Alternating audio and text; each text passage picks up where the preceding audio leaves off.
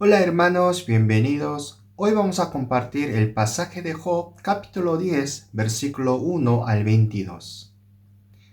Ante la palabra de Bildad, Job responde con el resentimiento a él. El capítulo 9 era el clamor directo hacia Bildad. El capítulo 10 sería el clamor hacia Dios, una oración al Creador. Job clama a Dios: ¿es bueno oprimir y deshacer la obra de tus manos? Clama que tus manos me formaron y me hicieron, y después cambias y me destruyes. Y dice: si peco, entonces me vigilas y no me declaras inocente de mi iniquidad. Si soy culpable, ay de mí, pero aun siendo justo, no levanto mi cabeza, pues estoy harto de ignorancia y de mi aflicción. Job no pudo entender su sufrimiento. Creyó en Dios Creador, que creó todas las cosas del mundo. El Creador amaría a su criatura, cuidaría y protegería. Así pensó Job. No entendía por qué Dios hacía sufrir a Job, quien amaba a Dios. No entendía cómo Dios Creador hace sufrir a su criatura Job. Al principio del libro decía: se llamaba Job, aquel hombre era íntegro y recto, temeroso de Dios, apartado del mal. Así Job era un hombre recto, apartado del mal.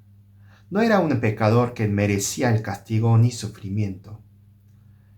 Job mismo creyó así. Pensó que cumplía bien a la palabra de Dios y no había por qué sufrir como un pecador. Así clamaba: si peco, entonces me vigilas y no me declarás inocente de mi iniquidad. Job sufrió tanto dolor por su sufrimiento, así clamaba a Dios. A pesar de su queja, aunque no pudo entender a su situación, podemos ver que Job intentaba entender a Dios y a su plan. Mi alma está hastiada de mi vida. Daré rienda suelta a mi queja, hablaré en la amargura de mi alma, dice versículo 1. En el capítulo 10 parece que Job está quejando con el enojo a Dios, pero con este clamor sincero podemos ver cuánto Job estaba confiando en Dios. No era una oración rechazando a Dios, sino fue una oración buscando más a su Señor y Creador. Dice: tú sabes que no soy culpable, que no entendía su sufrimiento, pero sigue. Y que no hay quien libre de tu mano, y que no va a apartar de Dios, ni siquiera puede apartar de él. Así Job clama: vida y misericordia me concediste, y tu cuidado guardó mi espíritu. Que confía en Dios, quien dio la vida y misericordia. Job confiesa: hazme entender por qué contiendas conmigo. Job no entendía por qué le pasaba todo eso, pero clama a Dios para entender su voluntad hacia su amado, porque confiaba tanto en Dios y solo en Dios, y sabía que Dios era único que pudo hacer todo esto y que era único que podía salvar de esa situación. La oración de Job es una confesión de un hombre de la fe. ¿Cómo podría confiar tanto en Dios?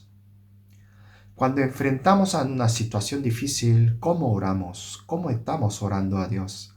Seguramente oramos: ¿por qué me pasa todo esto? Con la queja, con el enojo, con tristeza.